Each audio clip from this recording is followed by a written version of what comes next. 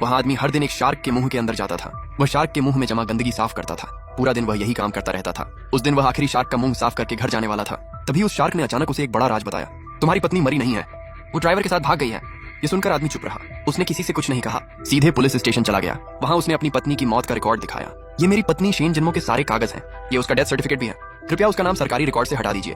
Police वाले ने कहा वो बहुत छोटी उम्र की थी, अच्छे कॉलेज से पढ़ी थी, उसकी शादी छू परिवार में हुई थी, उसके पास सब कुछ था। बहुत दुख की बात है। आदमी ने कहा उसे ऐसा नहीं लगता था, वो ड्राइवर के साथ भाग गई। उसने सब कुछ छिपाकर अपनी मौत का झूठा सर्टिफिकेट बनवा लिया। इससे तो मेरा काम और आसान हो गया। अब उसका नाम हमेशा के लिए सरकारी रिकॉर्ड से हट जाएगा। पुलिस वाले ने कागज निकाले। मिस्टर चू, ये आपकी पत्नी की जानकारी है, एक बार देखकर पक्का कर दीजिए, इसके बाद उसका रिकॉर्ड हमेशा के लिए बंद कर दिया जाएगा। तभी किसी ने जोर से कहा रुको, इस पर मुहर मत लगाना। चू लिंगचुआन ने पीछे मुड़कर देखा। उसके सामने शेन जिंगशी और शेन जिंगचुआन खड़ी थी। एक ने गुस्से में कहा हमारे पिता ने हमें अनाथालय से अपनाया था। उन्होंने हमें इसलिए पाला ताकि हम बाद में आपका साथ दे सकें। आपने जिन्मो को अपनी पत्नी बनाया, लेकिन आपने हम दोनों के साथ भी कभी बुरा व्यवहार नहीं किया। फिर भी हम तीनों ने मिलकर आपको धोखा दिया। 60 साल तक आपने हमें अपने परिवार की तरह रखा और हमने आपको बेवकूफ समझा। चू लिंगचुआन ने ठंडी आवाज में कहा अब वक्त आ गया है कि तुम दोनों असली जिंदगी देखो। मेरे और चू परिवार के नाम के बिना तुम सिर्फ अनाथ हो। एक लड़की चिल्लाई लिंगचुआन, मैं तुम्हें ये मुहर लगाने नहीं दूंगी। चू लिंगचुआन ने कहा अपनी हद में रहो, मुझसे बात करते समय सम्मान से बात करो। मैंने तुम्हें परिवार माना था, इसका मतलब ये नहीं कि तुम मुझे आदेश दे सकती हो। वो घबरा गई। लिंगचुआन, आज तुम्हें क्या हो गया है? क्या जिन्मो की मौत का तुम्हें इतना दुख हुआ है? चू लिंगचुआन ने कहा मुझे तुम्हें कोई सफाई देने की जरूरत नहीं है, और सोचकर बोलो कि मुझे किस नाम से बुलाना चाहिए। आखिरकार पुलिस वाले ने मुहर लगा दी। मिस्टर चू, ये आपकी पत्नी का डेथ सर्टिफिकेट है, हमें आपके नुकसान का दुख है। तभी चू लिंगचुआन को एक और बड़ा झटका लगा। उसका सरकारी आईडी रिकॉर्ड भी रद्द कर दिया गया था। अब वह देश से बाहर नहीं जा सकता था। वो समझ गया कि किसी ने जानबूझकर उसके सारे कागज बदल दिए हैं। तभी एक लड़की ने कहा घबराओ मत, हम कोई रास्ता निकाल लेंगे, बस युआन का ध्यान रखना, किसी को उसे परेशान मत करने देना। फिर उन्होंने चू लिंगचुआन से कहा अभी एक ऐलान करवाओ, कहो कि चू लिंगचुआन की पत्नी मर गई है और अब वो नई पत्नी की तलाश कर रहा है। चू लिंगचुआन ने कहा नई पत्नी की तलाश? जिन्मो को मरे अभी कुछ ही समय हुआ है, तुम इतनी जल्दी दूसरी शादी करना चाहते हो? क्या तुम चाहते हो कि जिन्मो मरने के बाद भी चैन से न रहे? तुम्हारे पास सिर्फ चू परिवार का नाम है, हमारे ड्राइवर में भी तुमसे ज्यादा इंसानियत है। हम अनाथ हैं, फिर भी तुम्हारे अलावा हमसे शादी कौन करेगा? चू लिंगचुआन ने कहा मैंने जो कहा है वो करो अभी। उन्होंने गुस्से में कहा अगर तुम हमें भड़काकर अपने पीछे लगाना चाहते हो तो भूल जाओ, तुम युआन के सामने भी कुछ नहीं हो। चू लिंगचुआन ने कहा ये सिर्फ एक ऐलान है, एक दिन तुम लोग मेरे सामने घुटनों पर बैठकर माफी मांगोगे।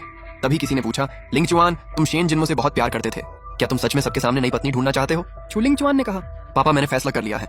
उसके पिता ने कहा अगर तुमने सच में दूसरी शादी करने का फैसला किया है तो मेरे दिमाग में एक लड़की है जिसे तुम पसंद करो, वो जरूर अच्छी होगी, मैं उससे शादी करने के लिए तैयार हूँ। चू लिंगचुआन ने कहा ठीक है, मैं चिनसुई को जल्दी घर बुलाता हूँ। उसने मन में सोचा पिछली जिंदगी में मैं शेन जिन्मो के लिए पूरी जिंदगी वफादार रहा। चिनसुई ने भी पूरी जिंदगी मेरे साथ रहकर मेरा साथ दिया, लेकिन मैंने कभी उसे पत्नी का दर्जा नहीं दिया। मुझे कभी नहीं लगा था कि मुझे अपनी गलती सुधारने का एक और मौका मिलेगा। आज चिनसुई घर वापस आ रही है। चू लिंगचुआन ने कहा मुझे एयरपोर्ट ले चलो। तभी वो अचानक रुक गया। सामने खड़ी औरत को देखकर उसकी आंखें खुली रह गईं। शेन जिन्मो, तुम जिंदा हो? जिन्मो ने हैरानी से कहा मिस्टर चू, क्या आपको ऐसे बोलना जरूरी है? जिन्मो आपकी पत्नी है, क्या आप सच में चाहते हैं कि वो मर जाए? दूसरी तरफ परिवार के लोग युआन की तारीफ कर रहे थे। हमें मिस्टर युआन का शुक्रिया करना चाहिए, उनकी मेहनत की वजह से हमें हर महीने 50 लाख मिलते हैं, हम इतनी आराम की जिंदगी जी रहे हैं। एक और बोला मैंने सुना है कि चू लिंगचुआन अब ज्यादा दिनों का मेहमान नहीं है, उसके मरते ही पूरा चू ग्रुप हमारा होगा। चू लिंगचुआन ने गुस्से में कहा तुम लोग कौन होते हो? तुम सिर्फ एक ड्राइवर हो। ड्राइवर ने अकड़ कर कहा ज्यादा घमंड मत करो। तभी जिन्मो ने पूछा युआन कौन है? एक आदमी ने बताया युआन ने तुम्हारी जान बचाई थी। तुम कौन हो? तुमने उस आदमी को क्यों मारा जिसने मेरी जान बचाई? फिर उसे पूरी बात बताई गई। जिन्मो पहाड़ पर आपके लिए जांच करने गई थी, वो वहां से नीचे गिर गई। वो बच गई लेकिन उसके सिर पर चोट लगी, उसकी याददाश्त चली गई। तभी युआन वहां से गुजर रहा था, उसने जिन्मो की जान बचाई। और अब युआन सिर्फ चू परिवार का ड्राइवर नहीं है, उसने आपकी पत्नी की जान बचाई है, इसलिए पूरा चू परिवार उसका कर्जदार है। जिन्मो ने कहा मैं बहुत थक गई हूँ। मिस्टर चू, मेरे जान बचाने वाले के लिए एक कमरा ढूंढ दीजिए, उसे यहाँ रहने की जगह चाहिए। युआन बोला आइए मैं आपको अंदर ले चलता हूँ। चू लिंगचुआन सब देख रहा था। उसने मन में कहा ये सब क्या हो रहा है? जिन्मो ने उसकी तरफ देखकर कहा उन्होंने कहा कि आप मेरे पति हैं, अगर आप मेरे पति हैं तो मेरे जान बचाने वाले के लिए भी आपको कुछ करना चाहिए। आप हमारे साथ इतना बुरा व्यवहार कैसे कर सकते हैं? चू लिंगचुआन मन ही मन हंसा।